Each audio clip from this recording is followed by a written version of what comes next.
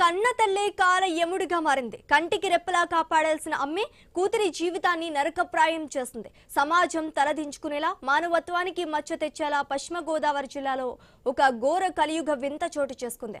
17 ఏళ్ల మైనర్ కూతురిని తనతో సహజీవనం చేస్తున్న మరో వ్యక్తితో గడపాలంటూ ఒత్తిడి తెచ్చింది ఓ కన్న తల్లి. నిరాకరించినందుకు ఆ బాలికను నరక యాతనకు గురిచేసిన దారుణ ఘటన ఇప్పుడు రాష్ట్ర వ్యాప్తంగా తీవ్ర సంచలనం సృష్టిస్తోంది. చేంజ్ చేసుకో అంటున్నారు మా అమ్మగారు. నా వల్ల అవదమ్మా, నేనైతే ఇక్కడ అంటే ఉండాల్సిన అవసరం లేదు. నువ్వు చెప్తున్నా ఆడెవడో నన్ను టచ్ చేస్తుంటేనే నువ్వు ఊరుకుంటున్నావంటే నువ్వు నాకు అసలు కన్నతల్లివేనా అని చాలాసార్లు క్వశ్చన్స్ వేశాను. అదేంటి అలా మాట్లాడుతున్నావు అని చెప్పి నేను చాలాసార్లు కొట్టింది కూడా మా అమ్మ. కొడితే ఎందుకు కొడుతున్నావు, నేను అడిగిన మాటలు నిజాలే కదా, నిజాలు కాకపోతే అబద్ధాలు అయితే నువ్వు నన్ను కొట్టావు అనుకోవచ్చు. ఆయన నన్ను అలా చేస్తున్నా కూడా నువ్వు ఆయనకి సపోర్ట్ చేసావు అంటే నేను ఇంకేమనుకోవాలి అని చెప్పేసి అంటే లాస్ట్కి ఇంట్లో నుండి పారిపోవాల్సిన స్థాయికి వచ్చేసాను. ఇంట్లో నుండి పారిపోయిన తర్వాత రాజునగర్ గోదావరి దగ్గరికి వెళ్ళాను. వెళ్ళిన తర్వాత గోదావరి దగ్గర చనిపోదామని చెప్పి ఆ లాస్ట్ మినిట్ మా అమ్మతో మాట్లాడాలనిపించింది. మా ఫోన్ చేస్తే ఫోన్ లిఫ్ట్ చేయలేదు. సరే అని చెప్పేసి వాయిస్ రికార్డ్ పెట్టాను. చనిపోతున్నానమ్మా, ఇంక ఈ కూతురు ఉండదు, నువ్వు నాకు ఈ జన్మ ఉంటే నేను నీకు కూతురుగా పుట్టను అని చెప్పేసి చెప్పాను.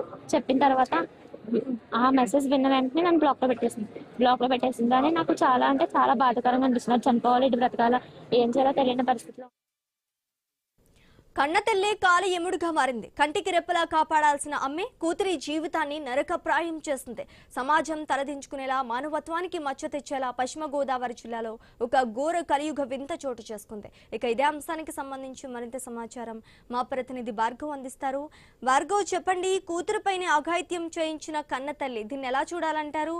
దీనిపై పోలీసులు ఏ విధంగా చర్యలు తీసుకుంటున్నారు? దీనికి సంబంధించి అప్డేట్స్ ఏంటి? ఖచ్చితంగా కూడా ఈ నర్సాపురం మండలం లక్ష్మణేశ్వరంలో జరిగిన ఈ ఘటన సభ్య సమాజం తలదించుకునేలా ఉందని కూడా చెప్పుకోవచ్చు.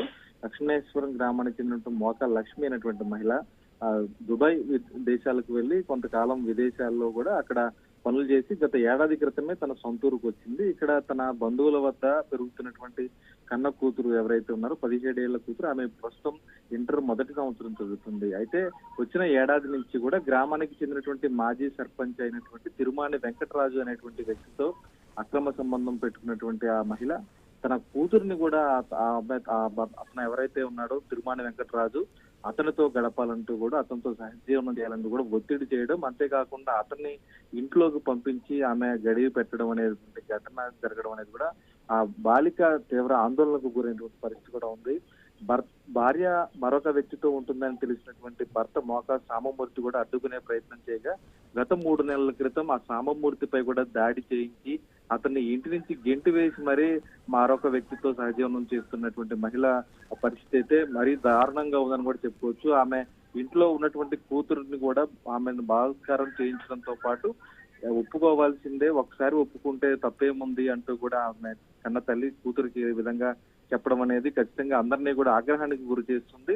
పలుమార్లు బలాత్కారం చేసే ప్రయత్నం చేయించి లైంగికంగా వేధించడంతో పాటు ఫీజు కట్టాలంటే కాలేజీ ఫీజు అతనితో ఉండాల్సిందేనంటూ కూడా ఆ తల్లి ఆమెను బెదిరించడం, ఆ వెంకటరాజు కూడా ఆ బాలికను బెదిరించడంతో మనస్తాపం చెందిన బాలిక గోదావరిలో దూకేందుకు ప్రయత్నించింది. అయితే బంధువులు, స్నేహితులు విషయాన్ని తెలుసుకుని ఆమెను కాపాడి పోలీసులకు ఫిర్యాదు చేయగా అతను ఒక అధికార పార్టీకి చెందినటువంటి నాయకుడు కావడంతోనే అతనిపై ఎటువంటి చర్యలు తీసుకోకుండా పోలీసులకు అప్పచెప్పినా సరే అదుపులోకి తీసుకుని వెంటనే వదిలివేశారంటూ కూడా ఆమె ఈ రోజు న్యాయం కోసం భీమవరం జిల్లా కలెక్టరేట్ కార్యాలయానికి వచ్చింది.